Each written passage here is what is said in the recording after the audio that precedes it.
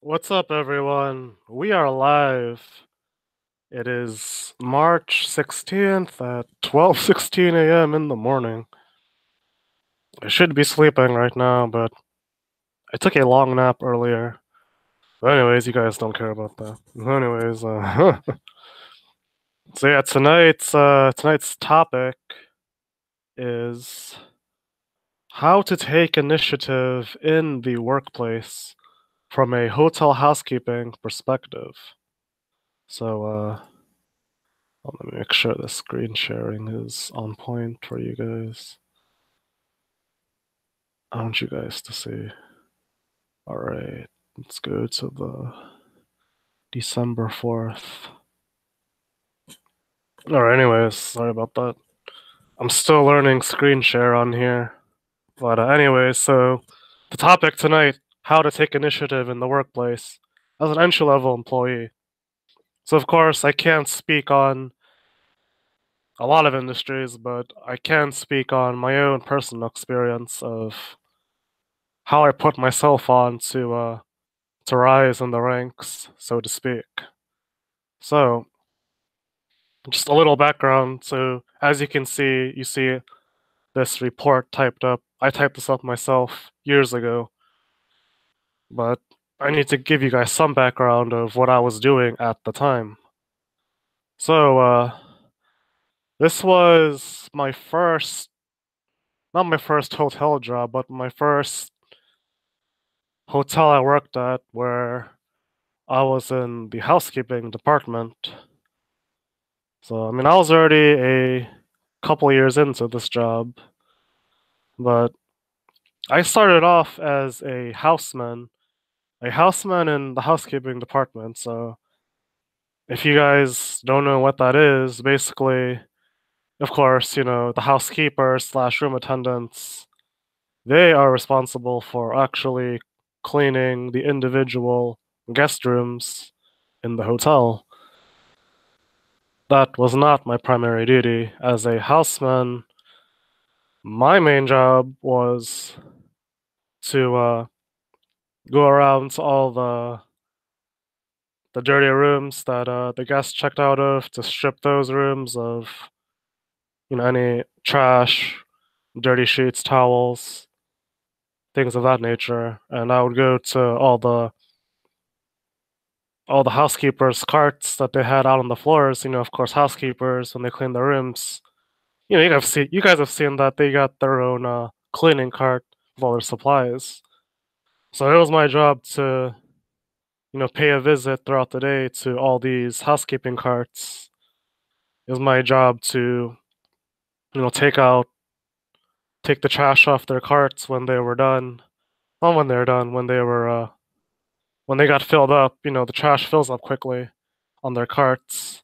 So it was my job to, of course, take the trash out from their cart, replace it with a new trash bag, and it was also my job to, strip the rooms of the dirty linens and trash, and to stock their carts with new, fresh sheet packets so they can, of course, make the beds and also, put fresh, clean towels on the housekeeping carts as well. So those those rooms that checked out, or even the stayover rooms, they can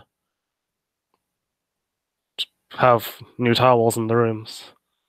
It's nothing really that complicated. I mean, on paper, it's easy to understand on paper, but when you're actually doing it, it can be hard work because for that shift, you're spending hours just pushing this big cart filled with dirty linens, dirty towels, bags of trash. You're just running around the hotel doing this, and then you got to run outside to the dumpster when your cart fills up, when you got too many bags of trash. Then also too, we were responsible for cleaning, the public areas, vacuuming hallways, cleaning, the windows, sweeping, vacuuming public areas. things like that, and also the front desk of the hotel, the reception area. They would call us on the radio to handle any guest requests that needed to be fulfilled. So it was a pretty busy job, but anyways, so that's the background. A very quick background of my job responsibilities, my main duties. But and then occasionally too, I would have to clean some rooms myself after the housekeepers left for the day. Oh yeah, I forgot. I left out an important detail. At this time, at this time I was I don't want to make this too complicated, but when I did this report you see in front of me, at this time I was working the like I guess the B shift, afternoon shift, what PM shift, whatever you want to call it. I was essentially working, starting my shift at 2:30 or 3 in the afternoon. My shift would end at 11 p.m. So that was the shift I was working. So at the beginning of my shift, all the main staff, all the housekeepers, my manager, supervisors, other housemen, I saw them towards the beginning of my shift, and that was the end of their shift. So eventually they all left by like 5:30, whatever, and then I was by myself to handle any housekeeping needs throughout the evening until 11 p.m. So anyways, that's the background I needed to give you guys before I start explaining these reports that I made.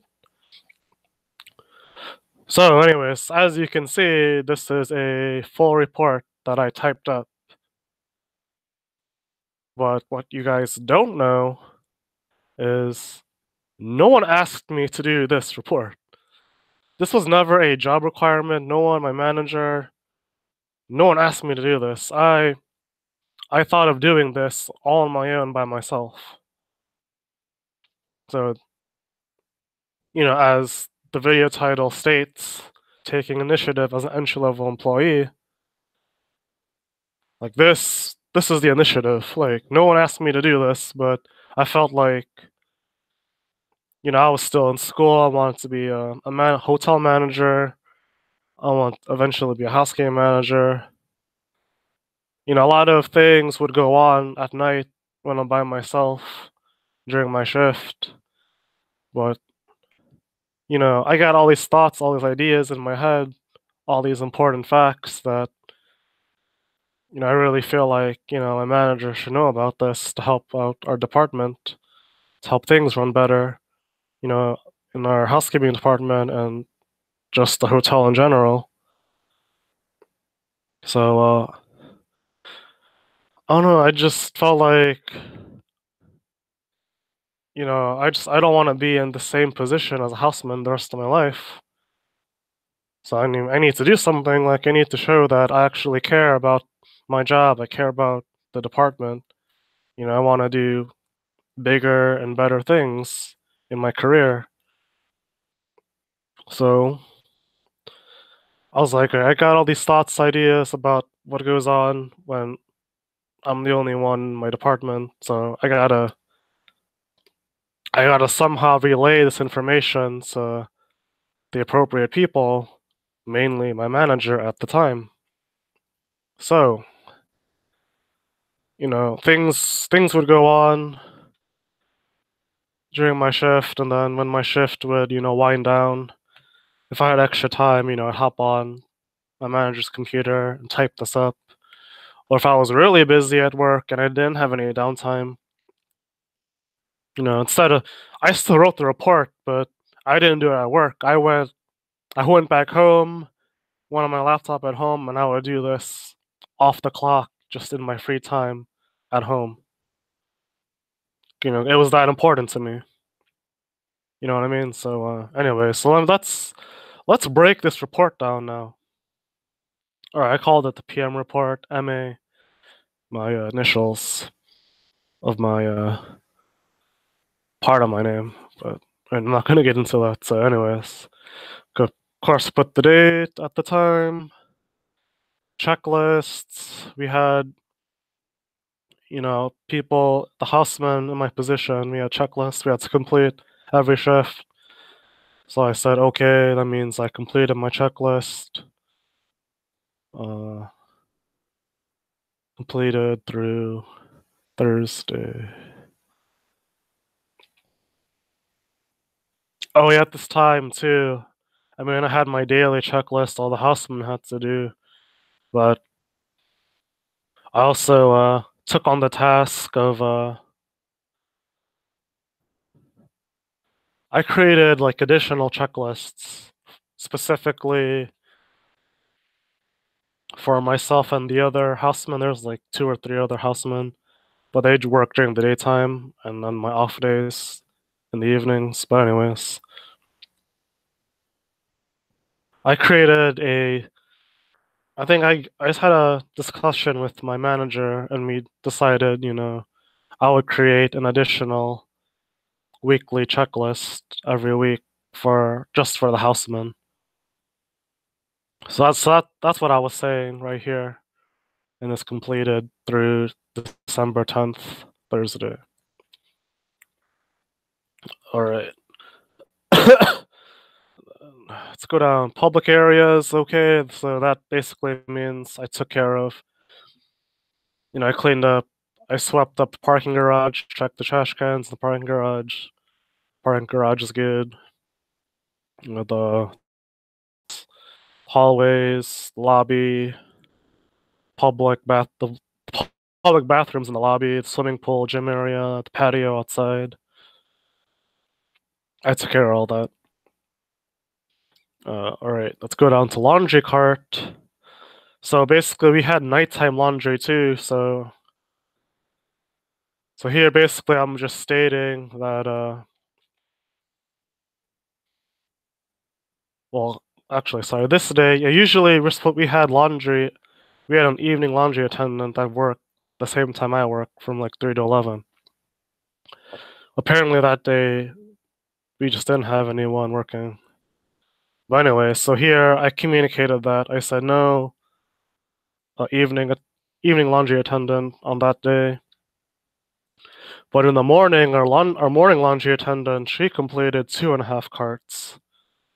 So I wrote that down.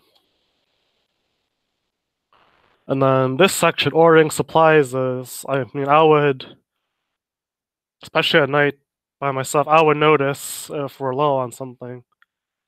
A lot of times I'd be the first person to realize that. So I stated in that category, me and my manager, we discussed that we had an order coming in with the supplies that we needed. So I didn't have to write any additional items there. The action required would be like, let's say if I didn't have time to do something for whatever reason, I would write that over here where the blinking cursor is. And then memo is just additional information that needs to be thoroughly explained in sentence form. So memo, I said, oh, excuse me. This has been years ago, so excuse me if I'm trying to recollect the stuff myself. Excuse me. All right, bottles and carts, that just means I filled up all the liquid, the chemical cleaning liquid housekeepers use. I filled those all up. We had like a machine to fill up the cleaning chemicals. They had like these clear plastic bottles for like 4 different types of cleaning chemicals.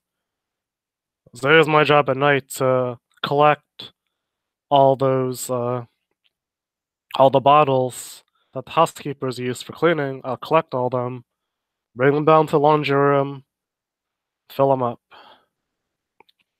Cart's complete. That means that I successfully completed restocking all the housekeeping carts with the supplies needed, i.e., soap, shampoo, coffee cups, what else?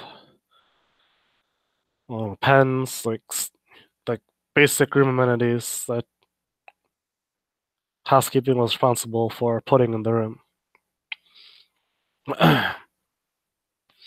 Emptied the trash carts. That means so we had these big carts that we used to collect trash throughout the day. These big carts on wheels. So at the end of the night, before I ended my shift, like I collected trash, but I didn't just leave because those carts we keep them indoors. So yes, I collect the trash in the carts, but I can't just leave it in the cart indoors overnight. Like it's gonna smell and it's dirty. So I had to make sure those carts that collect the trash left. Oh, sorry, I'm tongue tied. All those trash that collected. Sorry, all the carts with all the trash in it. I had to make sure, I had to empty them out in the dumpster. All the trash bags in the dumpster outside. Don't leave bags of trash inside. So that's what that means. Alright, so let's read this. Room 632 was a room move because FD's front desk put the guests in a king instead of a queen. So that was a silly mistake by the front desk agent. Room type error again! Exclamation point. So this was kind of a common theme. I don't know why they did this. I mean, when you check a guest into a room, like on the computer, you can clearly see the room type you're assigning them. If a guest booked a double queen bedroom as a front desk agent, assign them to a room that is two queen beds in the room. Don't put them in a king room when they clearly requested a king room. And we had the availability. We had plenty of queen rooms available but for whatever reason, they just put him in a king. I don't know. Anyways, that was kind of a common problem, which annoyed me because it bothered me because the guests they'd go in the room and realize, oh, this is not the right room that I booked. But before, they could just go right out of the room, go back to the front desk, and the room would still be clean, right? But unfortunately, they'll go in the room, like before they change rooms, they'll use the toilet, they'll wash their hands in the sink, they'll jump in the bed and lay down, they'll pick up the remote, watch some TV, they'll throw trash in the trash bins. So they'll dirty up the room, you know what I mean? And then of course I had to, go in after them and clean up after them. Which, took some time, I had other stuff to do. So it made my day a lot more hectic. Say just to put it in a short version. It was it was an annoyance that could have been avoided. But anyways, like I said, I typed here this could have easily been avoided. I said luckily not close to selling out king rooms. Do not need this room flipped vacant clean tonight. So I guess this day I didn't have to clean that room because we weren't no one no one booked any basically we didn't have enough kings booked, so we had plenty of clean king rooms that were unsold. So, and based on the demand of that evening, there was no need to clean the room that became dirty. I hope you guys understand that. I mean, people that work in hotels, like, we understand this, but for people that don't work in hotels, I'm sorry if this is confusing you. I'm doing my best to put this in layman's terms. Oh, and an update. I cleaned that room that was dirty because of the room transfer. I ended up cleaning that room because I had time that night. I guess I wasn't too busy. All right, let's go. Let's move on. Room 905 was a room move. Allegedly, guests claimed the room smelled like humidity. I went to the room myself. The smell was nothing abnormal. I turned on the AC air conditioning.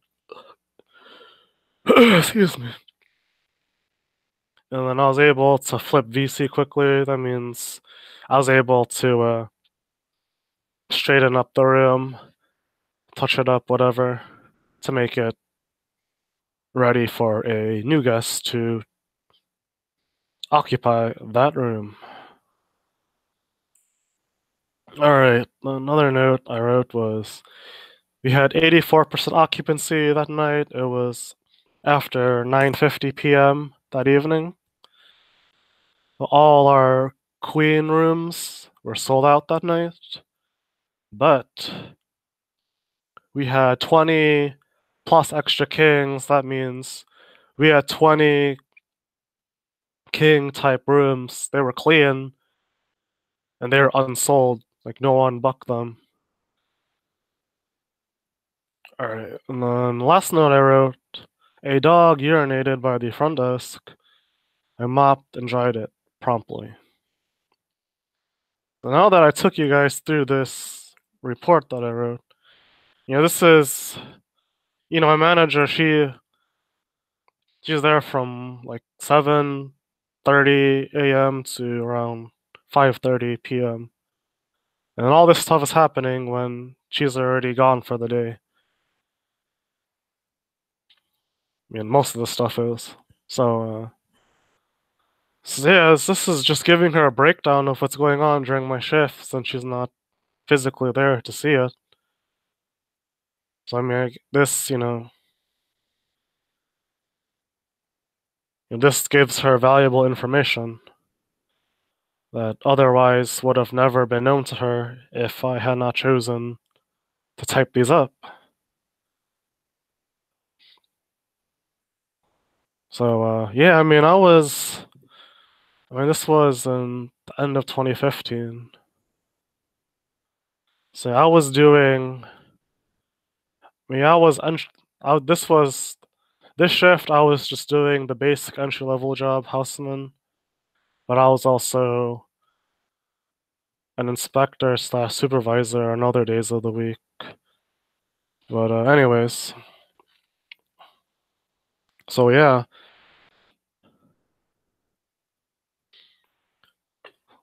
All right, let me plug my laptop in. So yeah, guys, I mean, if you're an entry level employee looking to take initiative to prove yourself, to prove that you care and you're trying to elevate in your career, like, you guys can do something like this report. You know what I mean? Because let's say let's say I had a different mentality. Let's say I was like, it's gonna mess up. Alright. Let's say I just had a mentality where I was just like, oh, I'm just a houseman. I'm just a laborer. I'm just here to do basic stuff only, and that's it. I'm not gonna do anything else because this is just who I am in life, and I don't have to do any extra because it's not my job to do extra stuff. This is not my job. They're not paying me to do this. I'm just gonna I'm just gonna come to work and get paid and just do the bare minimum. Like, you know what I mean? Like, if I had that type of mentality, I'd still be in the same position I was back in, I was like 4 years ago, 4 or 5 years ago. I'd still be in the same exact position, making what, $9.15 an hour. Like, come on. But if you're forward thinking, if you're thinking, yeah, I may be entry level right now, but if I take initiative, if I ask, my supervisor, my manager, hey, I wanna learn new skills, I wanna take on new responsibilities. If you communicate that, to your manager, I mean, more than likely they'll be willing to give you that opportunity to do more for your department. I mean, you may not get a promotion right away, but I mean, if you go out of your way to do stuff like this report right here, I mean, they'll see that, you take your job seriously and you're trying to elevate yourself. You're not trying to do the same thing, the same, entry level basic thing for the next 30, 40 years of your life. Like, you're trying to make moves. You're trying to you're trying to move forward, you know what I mean? Like, you're not complacent, you're not content, you're wanting more. So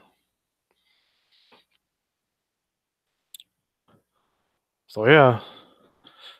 This is a I was going through my old files on my computer, and then I was like, oh wow. I was like, oh wow, I can't believe I came a long way. I was like, oh wow. But yeah, I didn't make this video just to brag or show off about how great I am, because I still got a long way to go in life. But I mean, I'm proud of, I'm proud of how far I've came to where I'm at now, but I'm not the GOAT. I don't think I'm this big superstar. I'm not. I mean, I'm confident in myself, I know who I am, but I think just the purpose of me sharing this with you guys is to show you, like, I mean, people always talk about, you gotta go above and beyond. You gotta be excellent. You gotta think outside the box. I mean, people say this stuff all the time, but showing you guys this, showing you guys this throwback file from back in the day of, when I was making like $9 an hour. I'm showing you guys, like, this is like a real actionable thing you guys can do, like, immediately. So yeah, man, I hope this guy, sorry, I'm twisting my words. I hope this helps you guys. Uh, let me pull up another report. I made a lot of these reports. Let me pull this one up. So yeah, at this time I was doing part-time part of the week. Some days of the week I was doing the entry-level houseman stuff. Other days of the week I was doing inspecting slash supervising, as you can see right here. So I was getting paid $10 to inspect/supervise, and then other days I was getting paid like $9.15, as you can see right here. I said my $10 pay from 1:23 p.m. 3:45. Yeah. So actually, I came into work early. So that was on a Thursday. I came to work early that day to help my manager inspect rooms. So for about 2 hours, I got paid $10 to help inspect rooms, and then at 3:45 in the afternoon, I switched over from inspecting rooms to doing the basic entry-level houseman stuff from 3:45 to 11 p.m. that night, as you can see in the highlighted part. So yeah, I mean, as you guys can see, I wasn't getting paid a ton of money. You know what I mean? That was kind of a low-paying job. But yeah, I mean, if I was making $9/10 an hour, I could have been like, oh, why should I write these reports? Like, I'm not gonna do anything extra. I'm not getting paid to do these reports. Like, why would I even write these reports in the first place? I mean, I could have had that mentality, but like I said,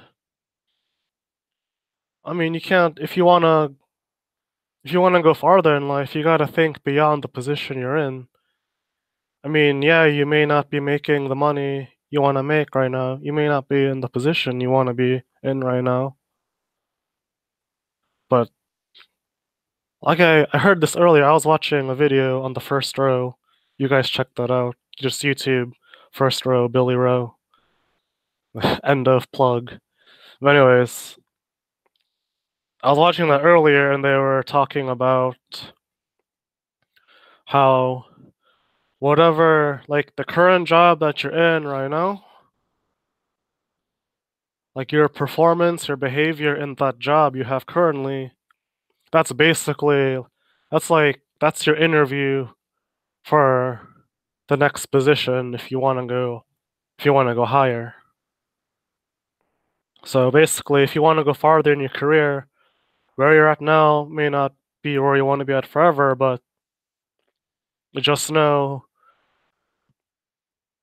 your performance, your behavior right now in this moment, people are going to notice that people are going to see that they're going to, based on that, based on what you're doing right now and how you're doing it, they're going to determine if you are if you're ready, if you have what it takes to go on to the next level. So yeah, you just kind of, if you guys want to read through this. Yeah, I took a, I made my notes as thorough but concise as I can. As you guys can see, I'll let you guys just read it. I mean, looking back, look here, I said SMH trifling. Yeah, you guys don't, that's not professional. Those aren't professional things to say. Now, this was back in the day, but SMH means shaking my head. That's like a social media type term. Slang, and then I said trifling. I mean, trifling, that's a real word, but I don't know, when you're typing up professional reports, I don't know, that may not be the best adjective to use. Because trifling, that's saying like, oh, that guest was completely out of pocket. It's like saying out of pocket, you know what I mean? But I should have just never said that because SMH trifling, that's basically saying like I don't approve of the guest was displaying behavior I didn't approve of, and I was questioning the guest's character. So you guys don't type stuff like this. Don't say SMH trifling. Don't if you're gonna write a report like this, just don't be questioning people's character. Just you guys just state the facts. Just stick to facts. Just keep your personal opinions out of these types of reports. Is what I'm trying to say. But anyways, I'll wrap up the video here now. I think I got my point across. I gave you guys examples. So yeah. You guys have a good evening and talk to you later.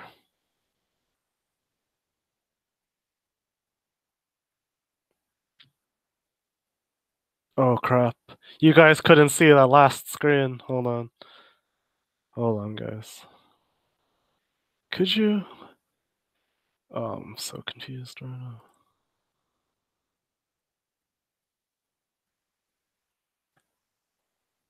No, you guys couldn't even see the last screen. Oh crap. That's fine. Uh, hold on.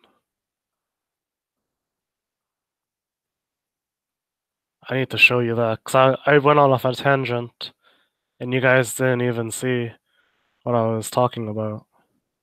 I believe it was this one.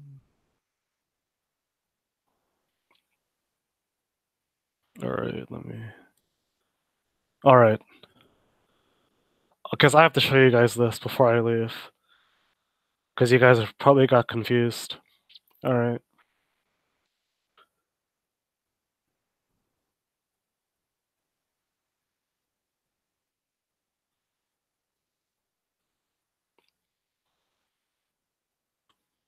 So like that second part, when I was talking about that second report, this is the second report on the screen right now. I talked about my pay. I talked about the SMH trifling stuff.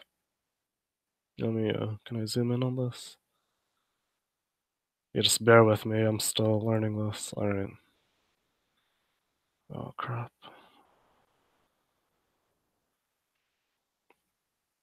SMH trifling. Yeah, that's what I was talking about.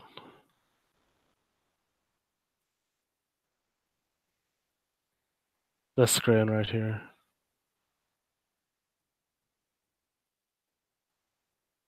Yeah, sorry about that. I'm still learning the screen sharing stuff. But yeah, I mean, you guys get the point. You guys heard me. But anyways, that's what I was talking about. It's on your screen now. That was my fault. I did not do the screen sharing properly. Well, I'm gonna learn and get better with time. So this is it, guys. But all right, I'll wrap this up now. Thank you for listening. Peace.